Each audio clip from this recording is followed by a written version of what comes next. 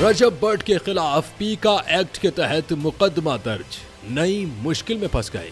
मारूफ YouTuber रजब भट्ट के खिलाफ पीका एक्ट के तहत एक और मुकदमा दर्ज कर लिया गया।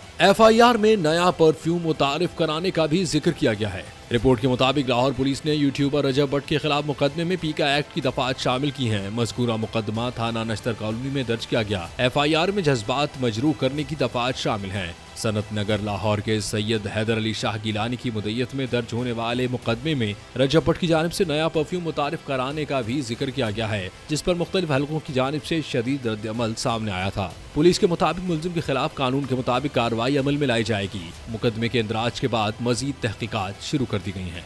याद रहे कि इससे पहले भी यूट्यूबर अपने मुतनाज़िब बयानात और सोशल मीडिया मवाद की वजह से खबरों का हिस्सा रही हैं।